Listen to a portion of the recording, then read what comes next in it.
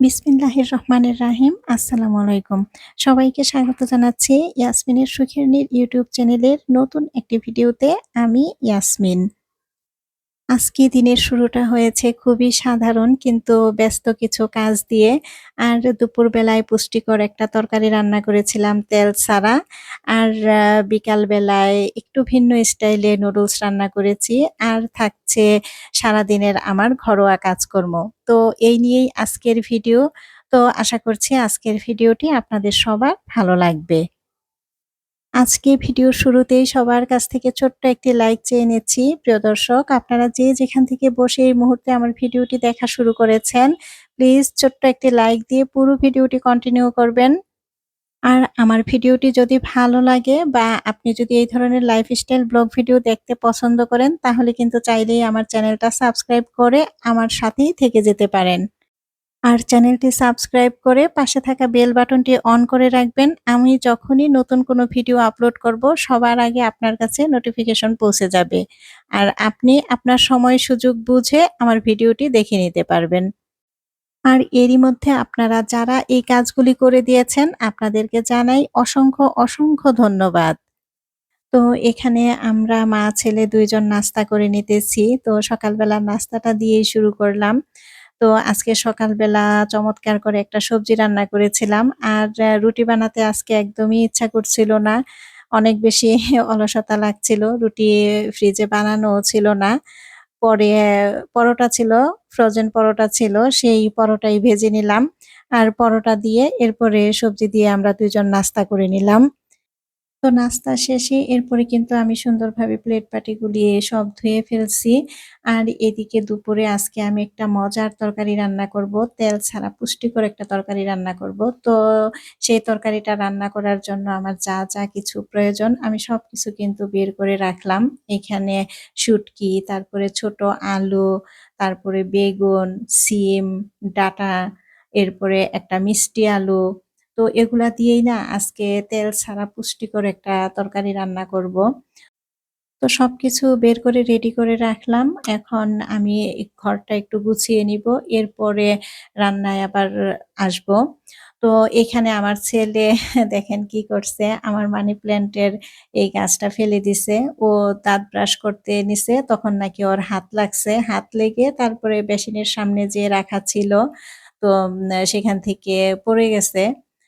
তো আমি তো সাউন্ড পেয়ে দৌড়ে আসলাম। আমি তো ভাবছি যে অ্যা ন্যা ভেঙে গেছে বুঝি। যেই ইটাতে রাখা ছিল, যেই ফ্লাওয়ার ভাসটাতে রাখা ছিল মানি প্ল্যান্ট গুলি। তো আমি ভাবছি ভেঙে গেছে। তো পরে দেখলাম যে না, ভাঙে নাই।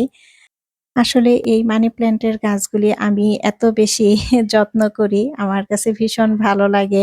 আমার ঘরে কিন্তু যে অনেক জায়গাতেই মানি প্ল্যান্টের গাছ রাখা আছে। তো আসলে মানে ঘরের এই ছোট জিনিসগুলির প্রতি কিন্তু অনেক মায়া। আর আমি আসলে সব জায়গাতে আরো রাখি কেন? ঘরে দেখা যায় মানে সবুজের একটা প্রভাব থাকে। আর সবুজ গাছগুলির দিকে তাকালে কিন্তু মনটা কেমন জানি অনেক ভালো হয়ে যায়। আমার অনেক বেশি ভালো লাগে এই মানি প্ল্যান্ট দিয়ে ঘর সাজাতে। তো এদিকে এখন চলে আসছি ছেলের বিছানাটা গুছানোর জন্য। আর ছেলের বিছানাটা এখানে কিন্তু আজকে নতুন চাদর দেই নাই। পুরানো চাদরই আমি উল্টায়া বিছাই দিছি। কারণ এই চাদরটা না কয়েকদিন আগেই মাত্র বিছানো হইছে। চাদরটা পরিষ্কার ধোয়াই। কিন্তু আমার ছেলে ওই যে টিভি দেখে আর খাওয়া-দাওয়া করে। খাটে বসেই দেখা যায় খাওয়া-দাওয়া করে আর টিভি দেখে।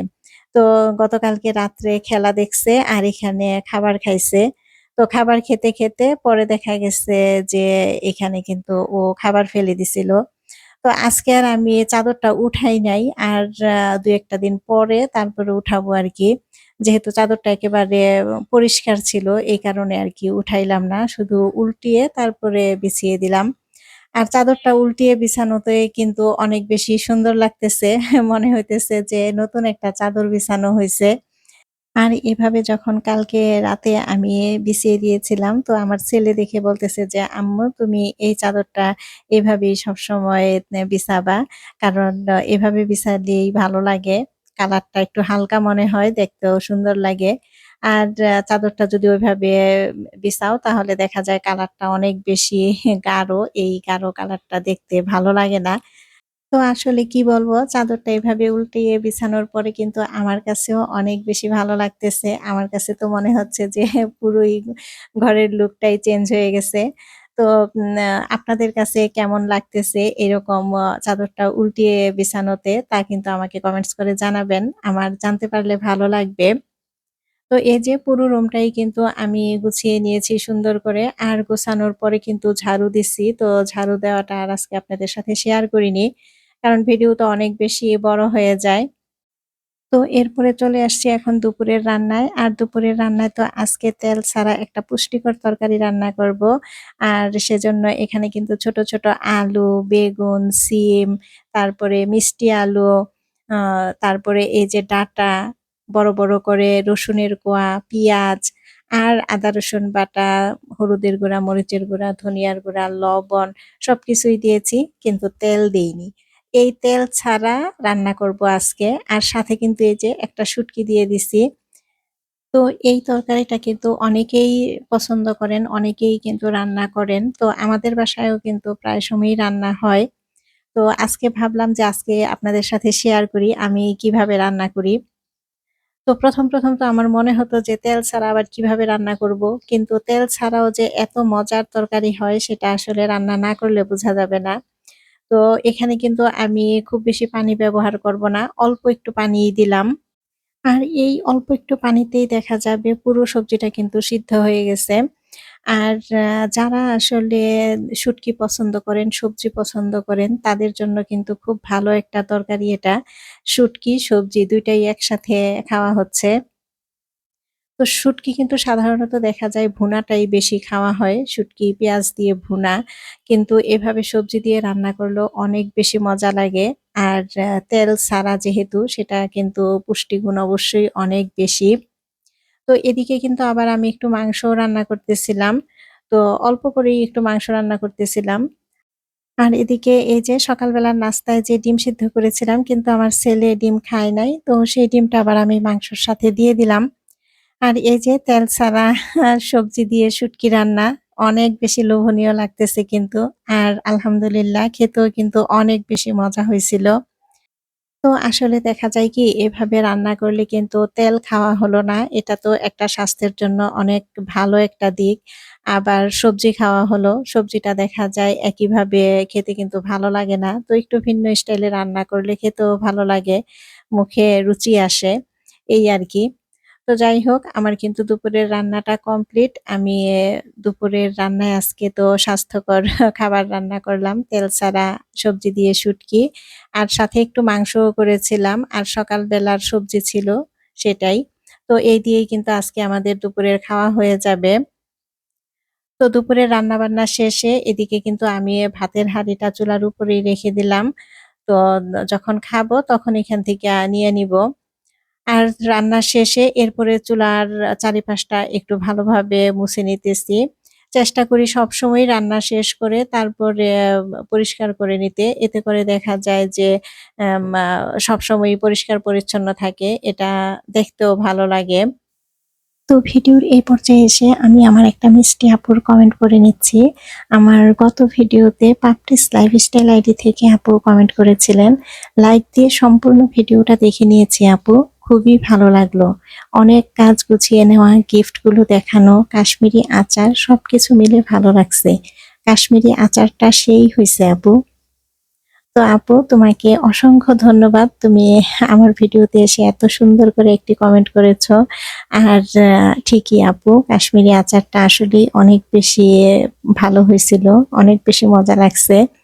তো আপু তুমি এভাবেই সবসময় আমার পাশে থেকো। আর তোমার জন্য আর তোমার পরিবারের জন্য রইলো আমার মন থেকে অনেক, অনেক দোয়া আর ভালোবাসা। আর এখন এই যে আমরা মা-ছেলে ২ জন দুপুরের খাবারটা খেয়ে নিতেছি। আর সবজি দিয়ে শুটকি, তেল ছাড়া রান্না এটা কিন্তু আসলে অনেক বেশি মজা হইছিল আলহামদুলিল্লাহ। খেয়ে কিন্তু আমাদের কাছে অনেক বেশি ভালো লাগছে। তো যারা শুটকি পছন্দ করেন, সবজি পছন্দ করেন তারা কিন্তু চাইলে এভাবে ট্রাই করতে পারেন। আশা করছি ভালো লাগবে। তো এখন হচ্ছে বিকাল বেলা এরপরে কিন্তু আর কোনো ভিডিও করা হয় নাই সন্ধ্যার আগ মুহূর্তে। তো এখন একটু নুডলস রান্না করব। আর নুডলসটা একটু অন্যরকমভাবে একটু রান্না করতেছি আরকি। তো সবসময়ই তো দেখা যায় ছোট, ছোট কুচি করে মাংস তারপরে নুডলস রান্না করি। আর আজকে কিন্তু মাংসটা একটু বড়, বড় করে দিছি। তো এতে কিন্তু আসলে ভালো লাগবে খেতে। মাংসটা একটু বড় থাকলে খেতে কিন্তু ভালোই লাগে। আর এখানে কিন্তু হাড়সহ মাংসই আমি দিছি।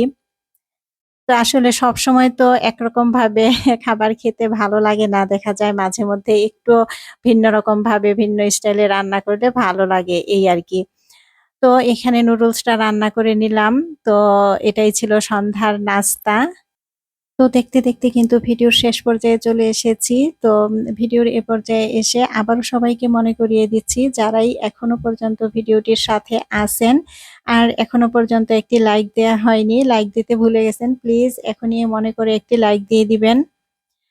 আর এখন কিন্তু নুডলসটার সাথে আমি আবার ডিম সিদ্ধ করে নিছিলাম, ডিমটাও দিব। তো এই ছিল আজকে সারাদিনের ব্যস্ততা আমার। তেল ছাড়া শুটকি রান্না করা, তারপরে ঘর গোছানো, নুডলস রান্না করা ভিন্ন স্টাইলে, এরপরে সকালবেলার নাস্তা। তো এই ছোট, ছোট ব্যস্ততা নিয়েই কিন্তু আজকের দিনটা কেটে গেছে। তো আজকের ভিডিওটি আপনাদের কাছে কেমন লেগেছে তা কিন্তু কমেন্টস বক্সে জানাবেন। আর ভালো লাগলে আমার চ্যানেলটি সাবস্ক্রাইব করে আমার সাথেই থেকে যাবেন। তো প্রিয় দর্শক, পরবর্তী ভিডিও দেখার আমন্ত্রণ জানাচ্ছি। আশা করছি সে পর্যন্ত সবাই ভালো থাকবেন, সুস্থ থাকবেন। আল্লাহ হাফেজ। আসসালামু আলাইকুম।